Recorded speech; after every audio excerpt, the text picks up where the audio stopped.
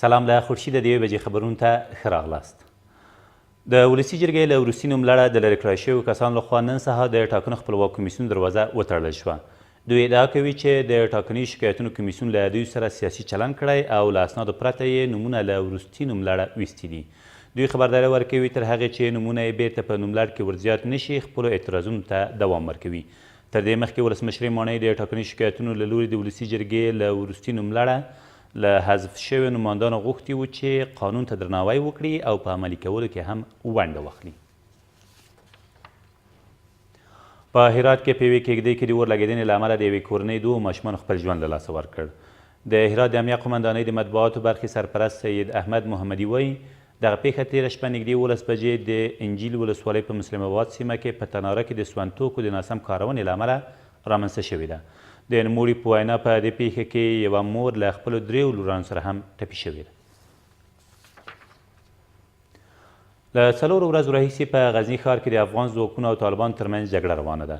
امنیتي او دفاعي ځواکونه هڅې کوي څو طالبان له دغه ښاره بهر کړي خو تر اوسه یې هڅو پایله نه ده ورکړې. د امنیتي سرچینو په وینا په دې 4 ورځنیو نښتو کې له 2 لورو سربیره ولسي وګړو ته هم مرګ ژوبله اوښتې خو تر اوسه یې کره شمېره روښانه نه ده.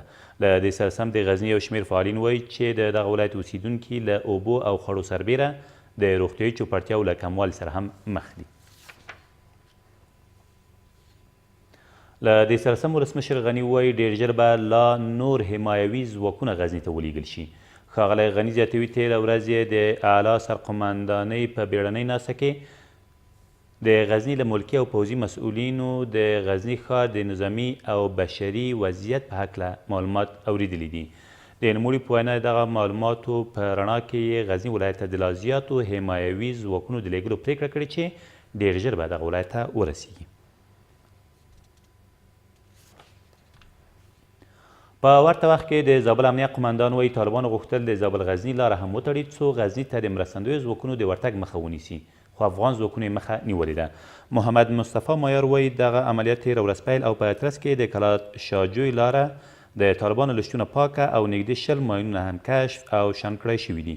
نوموړی ډاډ ورکوي که چیرې اړتیا وي نو د زابل قوتونه چمتو دي څو د غزني د جګړې راکابو کولو په موخه دغه ولایت ته ولاړ شي. او د تخار پر آی خانم بندر د طالبانو په برید کې 12 سرحدي پولیس وژل شوي او 15 نور یې ټپیان دي. د تخار د امنیه قمندانۍ ویاند خلیل اسیر وایي په دغه نښته کې چې تېره شپه نږدې 2 بجې پیل او د نن سهار تر 5 بجو یې دوام وکړ 3 نور سرحدي پولیس لا درکه دي. ویل کېږي طالبانو د یاد بندر یو شمېر تاسیسات هم سوځولي دي. دا تر دې مهاله وروستي خبرونه تر بیا مو الله مل.